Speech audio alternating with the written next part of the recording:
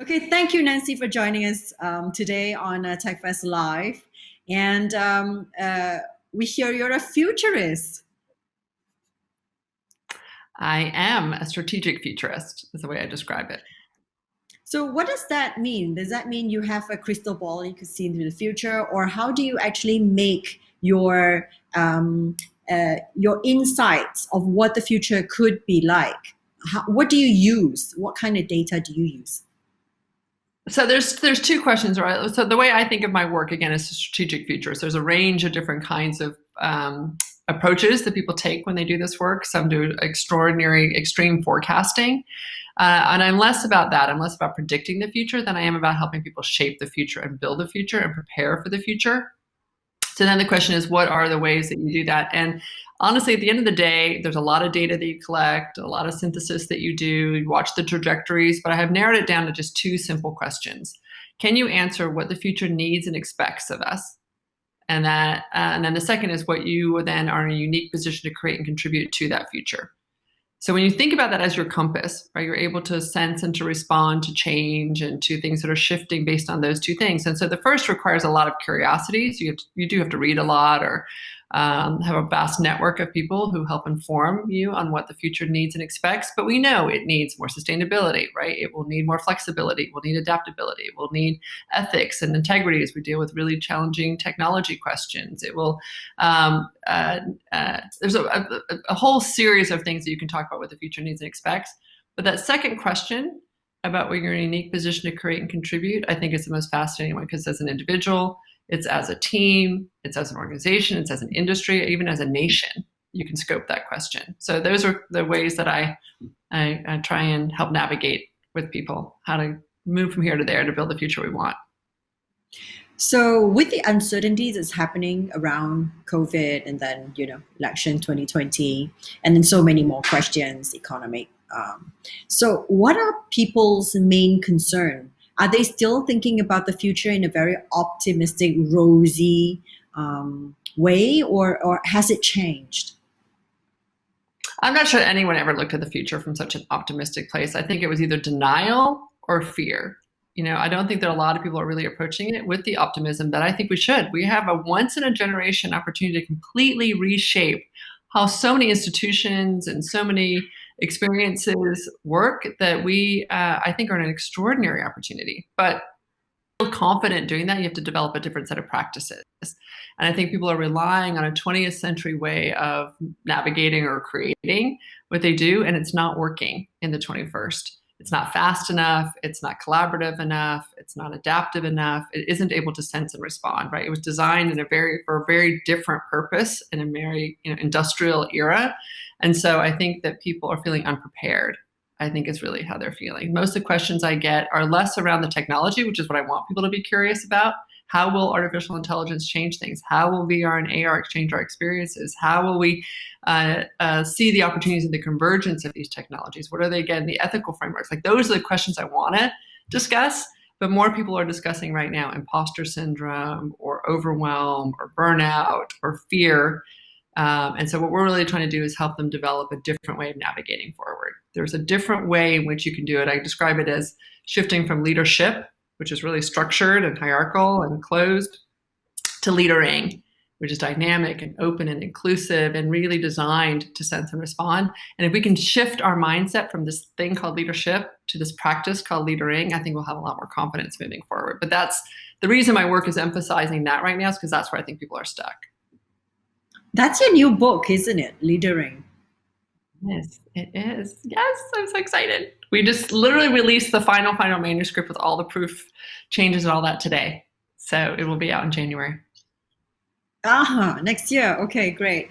What is the way then you get people to rethink about reframing their fear and their insecurity about the future? Well, one of the things we think a lot about is risk, right? People are always scared, right? So they manage for risk.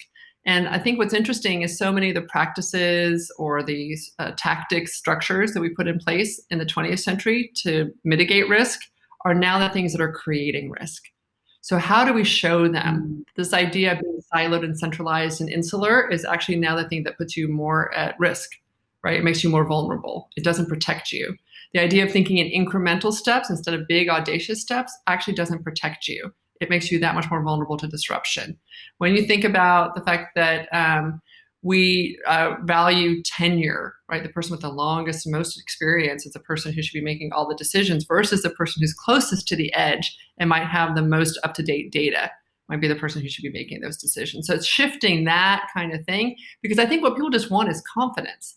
So how do I rebuild confidence in a 21st century way versus building it in the 20th century way? It's a mindset shift. Wow. I think there's a lot of work to be done in that space then. Yeah. We talk about culture, mindset shift as well. And it's difficult. It is, but that's why time with these concepts. Yeah, sorry. Please go ahead. Well, I was going to say, we try and make these concepts tangible. Like we try and, whether it's metaphor or example, this whole book is a whole bunch of stories and a whole bunch of examples so that people can see that it is a tangible way of doing things and that the people who are doing that are winning, right? Those people who are doing it are more profitable. People who are doing it have talent that's more engaged and are able to draw the talent to them that they need and that they want. So they can see that there's a benefit to shifting that way if they can just let go of this other way of thinking. But I think we talk about it like moving from a map, right? An outdated, worn out map that unfortunately will not get you where you need to go because it's so unknown, to navigating with a compass and a North Star, right? There is a way to be able to navigate unknown territory. It just requires a different set of tools. So if we can keep trying to make these things more conceptually relevant to people, right? More tangible about how they can do it. And there's a whole series of practices that we lay out about how to do that, then I think it hopefully will accelerate that shift. Right? Just saying you need to be brave or just saying you need to be more resilient or saying you need to be more curious, I don't think is enough. I think we need to give people really tangible ways to do that. Can you share with us one practice that could help us, that could already prep us to anticipate leadering? Well, I mean, curiosity actually is at the top of the list, but it's not just about saying that you individually need to be more curious. It's about we need to build structures that incentivize curiosity.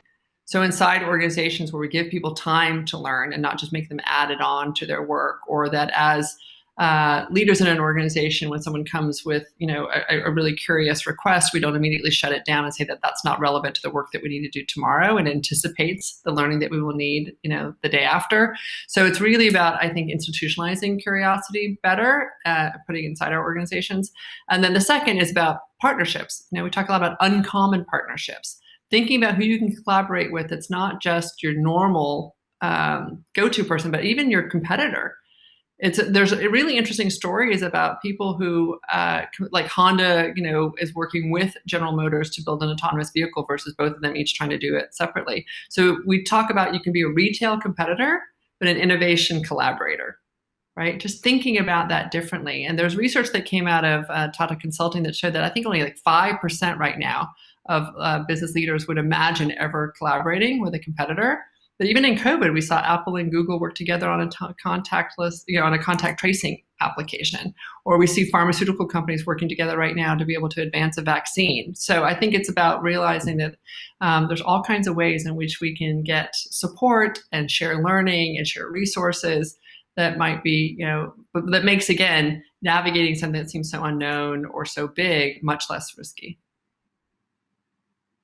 Oh, I like that. I like institutionalizing the idea of curiosity properly. I think that would be something that would be very interesting to a lot of organizations. Are people afraid, or are they really expecting augmented workforce or workspaces to? Are they afraid of that? Are they afraid of it because they don't understand what it is, or are they threatened by it? So which is more worrisome for them? The use of artificial intelligence and other technologies in the workforce, is that what you're asking? That's right. I think it's still early days, but from what we see, because I advise and work with an artificial intelligence company here in Austin, Texas, Kung Fu AI. And what we see is often not just, that people don't understand, they have to develop understanding about data strategy and what the problems they're trying to solve for, and the components that go into building the algorithm. But it's actually where it gets stopped is often when you try and bring it inside an organization, because people are very threatened by it. Communication becomes a really important part, so people understand how this is going to impact their work. So it does two things. One is they're worried that it's going to replace them, and so they either subconsciously or consciously really reject it, or it's going to challenge the things that they already know.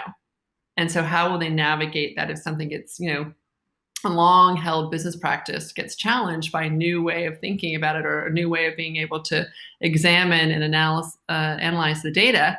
They have to be prepared for that. And so I think that people don't internally feel confident enough, because there's so much change happening, that they could be challenged by something that would question the way they've been doing something for a long period of time. So I think those two pieces really need to be navigated at the same time that you're navigating the technological side, is the human side. And then the third piece, I think, is people are all worried about the ethical side of it. You want to do responsible artificial intelligence. You don't want to build an algorithm that then suddenly veers in a direction or creates a bias that we didn't see. So I do think, again, working with really diverse teams becomes an important part of that. So now, again, in addition to being threatened about my job or threatened about new knowledge, I have to now work with people who are really different than I am in order to be able to get to a more holistic, safe solution. So I think there's a lot of challenges that we'll need to continue to work through.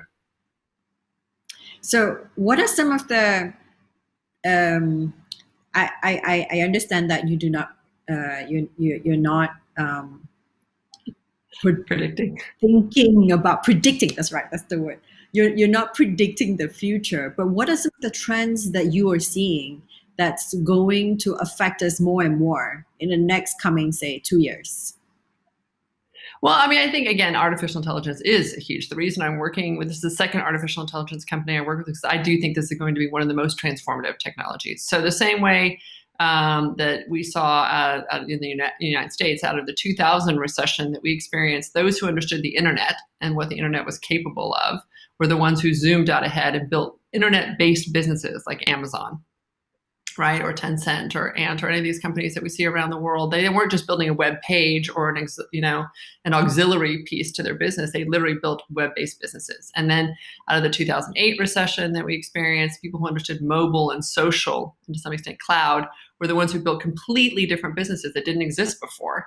So whether that's streaming services, whether that's Uber, whether that's Airbnb, whatever it was, they recognized that there would be a way of building a business that was both internet and mobile and social relevant. So the question is, who really understands artificial intelligence? And I think the people who really get that, and people are going to zoom out and realize that it has such tremendous impact on business, mostly hopefully for the good, but there's some things, again, we need to navigate against so we don't blunt against the danger and accelerate, the advantages. I think precision medicine becomes a big part of that, which is very exciting. Personalized everything from shopping to education to, whatever. Everything will be somehow oriented more toward what we specifically need and want, which I think could be kind of exciting. I think that advances in vertical farming and the fact that we can now be able to grow more abundant food in ways in which these technologies help advance that. So I think those are the kinds of things I get very excited about when I look at the future. And they feel really tangible to me. You see people who are building communities around the world with 3D printed homes and, again, using these advanced technologies to harness clean energy, to be able to manage waste better, to be able to distribute resources with greater equitable distribution, which I think is huge. Right now, we think that things are very skewed and concentrated, and these things will be able to just be shared differently. I think about we're not in another industrial revolution, the way other people describe it. I don't think we're in a fourth industrial revolution. I think we're in the first productivity revolution. And we have to think about productivity really differently and how we distribute that differently. So I get very excited about those conversations, about all the ways in which that can take place. And then it has cascading implications on work and working and how we do all that. So I think we'll have to rethink a whole bunch of social and cultural structures that we're used to. I think we won't have 5-day work weeks that are shaped the same way they are now. I think we're going to reinvent the way in which we do all that. I think we're going to think about work as a whole different concept of not just something that gets paid by somebody else, but it's about the way I express my unique talents and energies, and that gets supported in a society in a different way. So that goes beyond 2 years. That's a little further out. But I do think that there's a lot that we get to build and shape and decide right now. So it's so exciting to hear from you about all these possibilities, right? But who do you think would be the biggest the biggest agency that's going to slow down the way we are approaching the future? It does look a little bit like we need a lot of renewal for government agencies, for example. How can we deal with that in a more efficient way? Well, I guess I would argue that there are three things that probably would be the biggest drag, right? Is our own personal fears of change. I think when people are in fear, they make really poor decisions. And whether that's as an individual, again, or as an organization or as an industry, we become very protectionist and we go to the thing that's the simplest solution versus seeking out and having confidence that we can handle more complexity. So I think that's one, which then leads to incumbent businesses that will be very threatened by change. And so in the United States, it's fossil fuel, well, I guess around the world, right? Fossil fuel businesses, or I would even argue, like, again, a home builder who's used to building homes in a certain way, and 3D printing comes in and can make the home built so much faster and so much cheaper, but that's a threat to the person who's built it a certain way for a long time. So I think incumbent businesses or incumbent industries will work very, very hard to slow this down because they aren't adapting enough with the technology. They just seem to be threatened by the technology. So I think those who can actually embrace it, as we're seeing, meat processors that were buying plant-based protein companies, like that's embracing change and becoming part of the acceleration of the change as opposed to pushing it away. And then I do think that government, not just regulation, but just government structures, I think that it isn't keeping up and keeping pace with innovation. We just saw Jack Ma in China have his IPO be postponed, if not canceled, because he made a comment about the relationship between risk and innovation. And I think that is the tricky part. How do you ensure that people stay safe, again, with risk, but that we actually do allow for innovation, we allow for changes in employment? Someone just told me today an interesting story about how in his company, he's a CEO of a fintech company, they're changing the vacation day, the policy, the PTO policy, and giving people more time off for well-being days. But he can't call them well-being days. He has to call them sick days because legally they aren't protected under a certain tax code if you call them well-being days. Like, seriously? So those are the kinds of things where I think that we just don't have the right kind of, again, either government or regulation structures to be able to advance much healthier thinking. I like the idea of well-being days. I want to take Right? my well-being days off too. That's Well, exactly what I need.